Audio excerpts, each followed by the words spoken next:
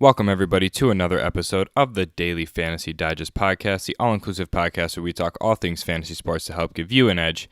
I'm your host, Joe Beer, and I'm going to be breaking down this Tuesday, June 4th, 15-game massive slate that we're going to have on Tuesday. Didn't get a breakdown yesterday. It was a very small 4-game slate, not much to really break down. Give out my plays on Twitter, as well as my Dinger of the Day call. And who I would end up stacking if I were to play that slate. But I am back today going ahead and breaking down this massive slate with a lot of pitchers in a lot of great spots, as well as a lot of hitters in great spots. You're really going to have to find your edge here and stick out, especially if you want to be able to fit in some of these crazy bat stacks. So I want to jump in and get you guys my pitching stacks. My pitching plays for cash and GPP, as well as my bat stacks. So let's just jump right into this. We currently have 6 pitchers above 10K. Very good pitchers, a lot of them in great spots. I want to target 2 of these pitchers just that stand out really quick to me right away. Steven Strasburg and Blake Snell, both in incredible spots. Strasburg at home against the White Sox, who are absolutely terrible this year, and his price is quite high at 11.5K. And then Blake Snell going up against Detroit, who just strikes out so much, and Snell is just having a phenomenal year. But I actually think I'm going to fade every pitcher above 10K today. I think that either is incredible value below 10K that are going to get overlooked. That's going to allow me to fit in some more of the bat stacks that I want, because bats are very, very pricey, and you're going to have to be very selective with which top-tier bats you're going to want to pick when it comes to today's slate. So first pitcher that I really want to target, and I think he's so underpriced for the matchup, is going to be Noah Syndergaard, coming in at 9,600, going up against the second lowest scoring offense in the MLB right now, San Francisco Giants. Syndergaard's been kind of iffy as of late. But I just think this is a great bounce-back performance for him to kind of give us one of those flashy 40-point games that he had earlier with roughly double-digit Ks. It's really what I'm looking for out of Syndergaard here. At 9,600. I really think that a lot of people are going to pay up for Strasburg and Snell, and that they're going to be the chalkiest pitchers in cash, but I just really think that a lot of the value is going to be in the lower pitchers today. There are a few other pitchers I like. I like Tanaka tomorrow, as well as Bumgarner on the other side of that. I just think that this game is just going to go very low scoring. So I could see pairing Syndergaard with Bumgarner, but there's 2 pitchers at the very bottom kind of scraping the barrel that I don't really understand, that I really want to target, and that is Devin Smeltzer, who just had an incredible performance going up against Milwaukee. Very tough team, even though he was at home, pitched 7 Ks scoreless, only giving up 3 hits, which is just very interesting for me. Only got to pitch 69 pitches, so I'm hoping that he gets an expanded role in this game against Cleveland, who is one of the top 3 highest strikeout percentage teams in the league. And I think that he's a great matchup, so I really like that position for Smeltzer tomorrow. But another pitcher I like that had a decent performance, I think can give you some decent upside, is going to be Chase Anderson, going up against Miami, who's just absolutely terrible this year. I think that Anderson just provides a lot of upside as far as Ks. He's not a huge strikeout pitcher, but also has a great ground ball rate and doesn't really give up a lot of runs. Hasn't given up more than 3 runs all year. So I think this is kind of like a safe cash play to get you roughly 16 fantasy points. And I actually think he's going to be pretty popular tomorrow, judging the price. I think that both of these pitchers are going to be popular tomorrow. But due to the K upside, I'm going to lean on the side of Smeltzer, which roughly leaves me with 4,100 for bat stacks. So I think Syndergaard and Smeltzer are going to be my 2 pitchers tomorrow, and I think that a lot of people are going to overlook Smeltzer and go Anderson to save the 300 savings. But for me, I'd just rather go Smeltzer because Ks equal points on Draftkings and in fantasy in general. So I think that they have the best matchups possible for me. Syndergaard's price, this is not only a price play, but this is just ungodly cheap for Syndergaard, the type of pitcher that he is going up against San Francisco. If you were to go Strasburg and Snell, I can see it, and I definitely wouldn't try to talk you out of it. Strasburg is definitely the number 1 cash play. If you're going to play cash, you're going to have to build around somebody like Smeltzer as well, or somebody a little lower like Chase Anderson. You might be able to get some hit bat stacks in there with those 2 guys. But I don't think the play tomorrow is going to be to pair Strasburg and Snell. Just for argument's sake, I'll show you really quick.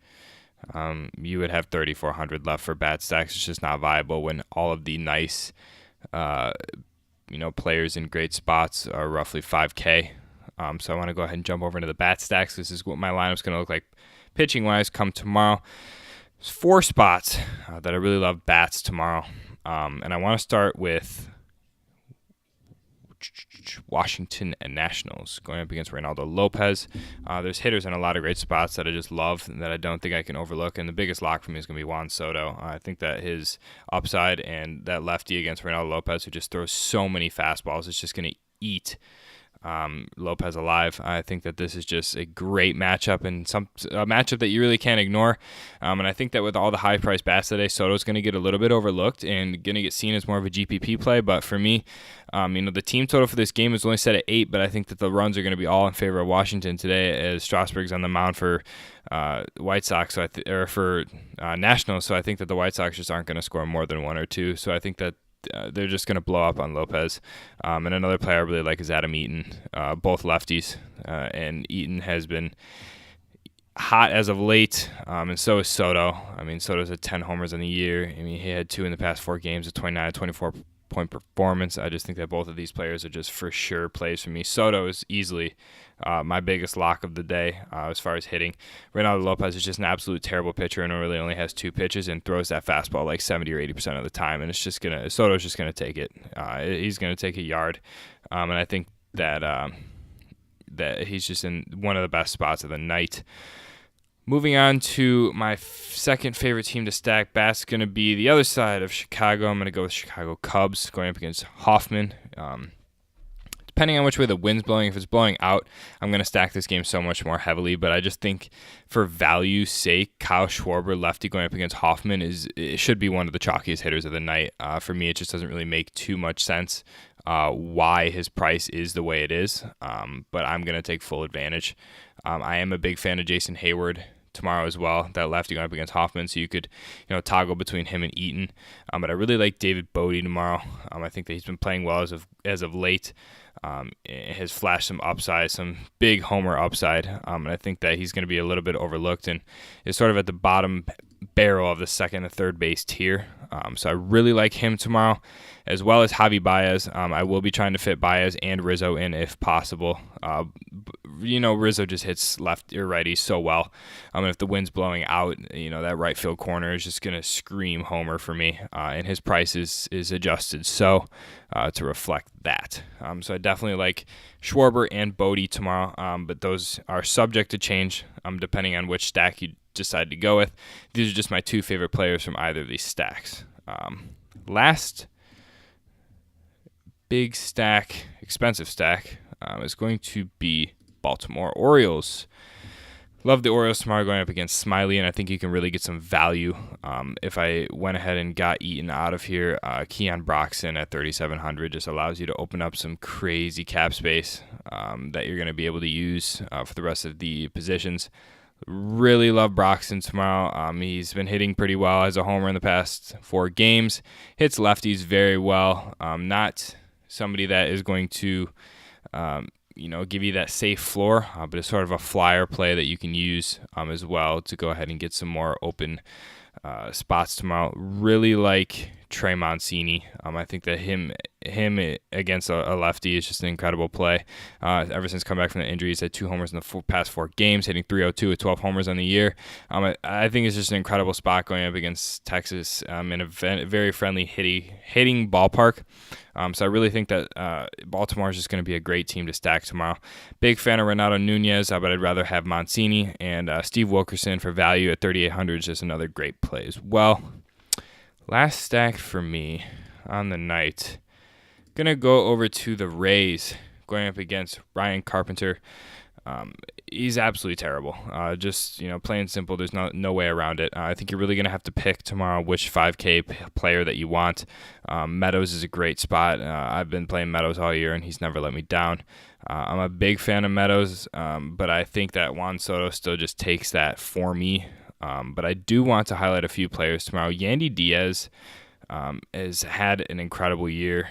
He's had a 4 RBI game with 2 homers against the Yankees recently. I can't say much more about him. He's just incredible. He usually hits leadoff or cleanup. So I think that this spot at 4,400 is pretty incredible. But one player that I really want to highlight that's been on somewhat of a dry spell lately is Mike Zunino. I think that 3,600 is going to be a little bit overlooked, but I hope. I could see it being chalk, but I don't think it will be. So I really think that Mike Zunino is going to be somebody that I really, really want to target tomorrow, especially at catcher when catcher is kind of a deflated position as is.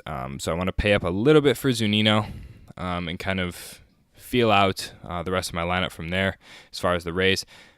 Tommy Pham and Garcia are, on the edge. I would love to play Tommy Pham, but the injury with the leg is just something that I'm a little on the fence about. So I would like to, get Diaz in there if I could. I could, kick Mancini out of there.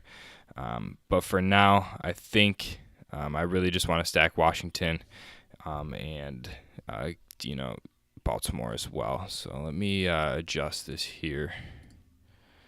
Washington, really want to go ahead and see about Brian Dozier at this price.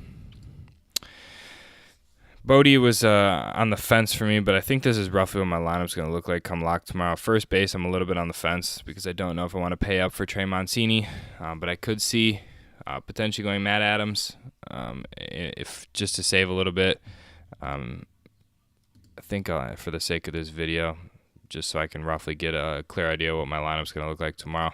This is roughly what my lineup's going to look like come lock tomorrow. I really think a 3-stack of Washington is the way to go.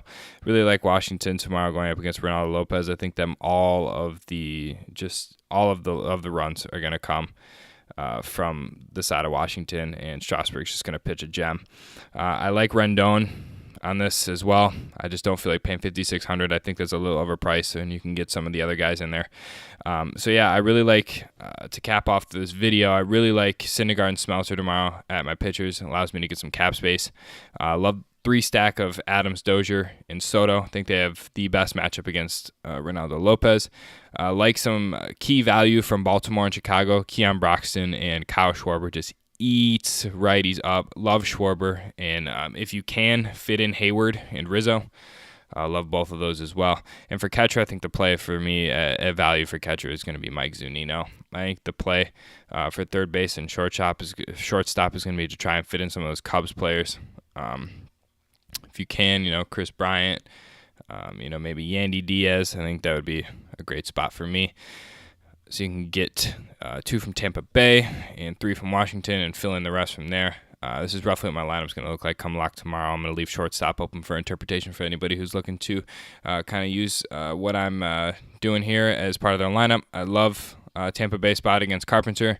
Just to recap, and I love Washington against Ronaldo Lopez. I think that's going to be the stack that gets overlooked the most. So on this channel, we do a Dinger of the Day call, where we go ahead and we pick somebody who's going to go yard tomorrow. Last video, we had Jordan Luplow from Cleveland Indians go yard. Called it out here on the podcast, so I want to go ahead and make my call tomorrow in Juan Soto. I think that Juan Soto 5,500 is just an absolute lock for me tomorrow. I think he's going to go yard easily against Ronaldo Lopez, and I'm calling that here on the podcast. So yeah, it's going to wrap this video up. This is exactly somewhat similar to what my lineup's going to look like come lock tomorrow, depending on the lineups and any potential rest days for some of these players. So stay tuned if anything changes. I'll be giving some updates out on Twitter. If you do like this video, please go ahead and subscribe on YouTube and on Apple Podcasts. Leave a like as well as any comments down below on any of the videos. And just let me know your thoughts. If you'd like, go ahead and follow the podcast on Twitter at FantasyDigest_, so you can go ahead and stay up to date with all the videos as well as any updates regarding the podcast. I really appreciate all the support that we've been getting on the breakdowns and the interviews. We'll be having a few more breakdowns this week as well as another interview. So stay tuned for that. And until next time, peace.